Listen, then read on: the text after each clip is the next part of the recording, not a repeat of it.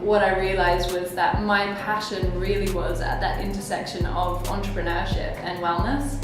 And I thought to myself, I want to know about the business of wellness. I want to understand how some of these really cool brands have done what they've done.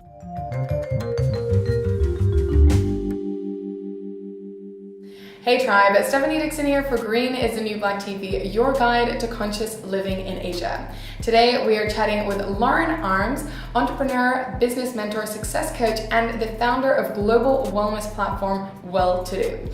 We're going to be chatting about how she started up this massive, wonderful wellness business, the pivots along the way, and also looking at limiting beliefs. Thank you so much for joining us, Lauren. Thank you so much for having me. Take us back a wee bit to understand how you even decided to come up with the idea to launch a wellness platform. If you haven't picked up from my accent already, I am from Australia. I moved to the UK 5 years ago, and the dream really was to climb the corporate ladder. So I had studied business. I'd always worked in big business, big private business, in marketing and business development type roles.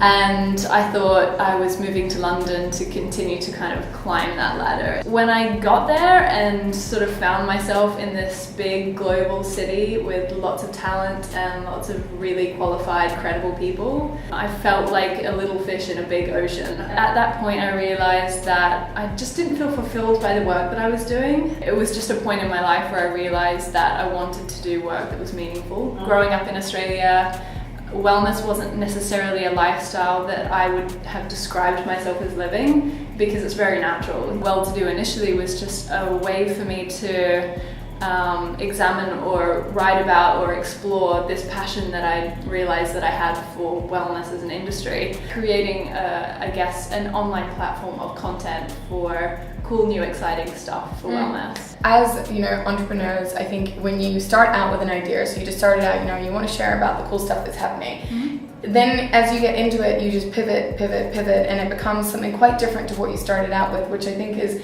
very prevalent for the Welltodo platform. So maybe you can share with us a little bit about those pivots and kind of how the journey evolved. I started writing content about wellness as more of a lifestyle. What I realized was that my passion really was at that intersection of entrepreneurship and wellness. And I thought to myself, I want to know about the business of wellness. I want to understand how some of these really cool brands have done what they've done, have created such impact, and are kind of driving that global interest in wellness.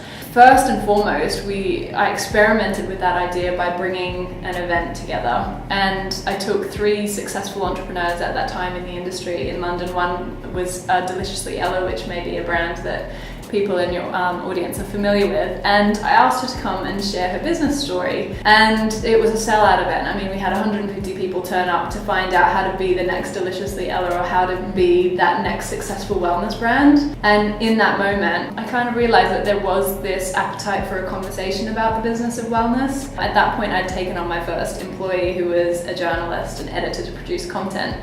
And I said to her, how do you feel about writing about the business of wellness rather than the lifestyle of wellness? And we were both really excited about that as sort of a new concept and something that we hadn't seen done before and that we didn't feel was represented well in the industry. And of course, I had these moments of panic of, we've already got this audience and they have an expectation from us, but it is at that point as an entrepreneur where you've got 2 choices. One is to just soldier on doing something because that's what you started out doing, or to be really honest with yourself and say, that's not what I want to do and I'm not passionate enough about that thing to get me through those roller coaster ups and downs of this journey. I've got to do something that feels right for me and that makes sense to me. From there, in terms of just developing a business model that makes sense and makes money, it was events, and then we learned and listened from our audience and realized that other business services were needed by that audience, and that evolved into recruitment, it evolved into business coaching, it evolved into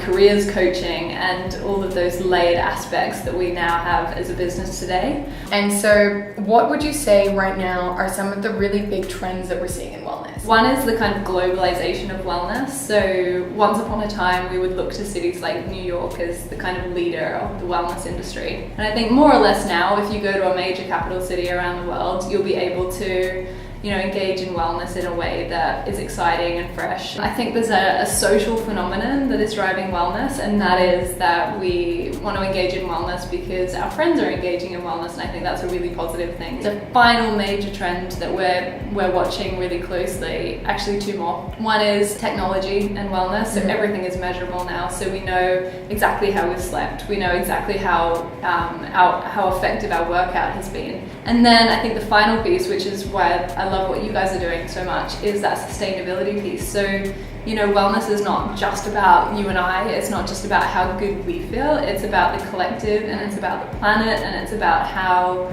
we're nurturing ourselves in the context of the bigger picture, which is why companies now, as far as wellness brands are concerned, need to be more transparent. They need to think about sustainability. So you can have a wonderful superfood product, but if it's wrapped in plastic, which ends up in the ocean, is that actually a nurturing product for you and for the collective and for the environment as well? Yeah, so on top of running this amazing platform, you are also a business coach, which I literally just learned about you when I was doing my research, which is incredible. So I think, you kind of touched on it a little bit before, this roller coaster life that is the entrepreneur life. And so I think that really does go, and you talk a lot about this on your coaching platform, with fear, doubt, and these initial, very powerful emotions that we have to go through.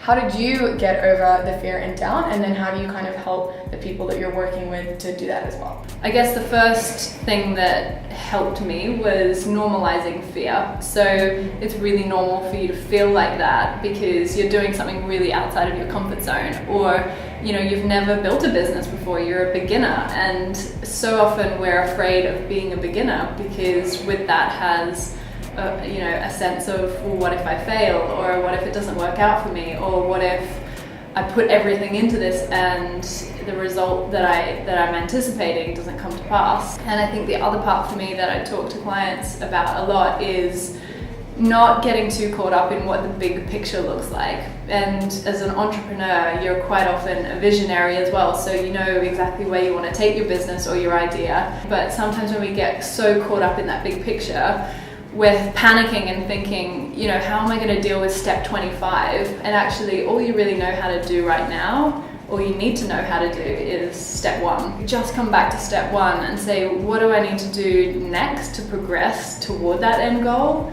Suddenly, it's not so scary. So what would be your top little green steps for people to be more conscious, whether that's in their wellness space or in sustainability? Practicing meditation has helped me to be more mindful in decision making and more present in those little steps that you talk about, which I love. The Slight Edge by Jeff Olson.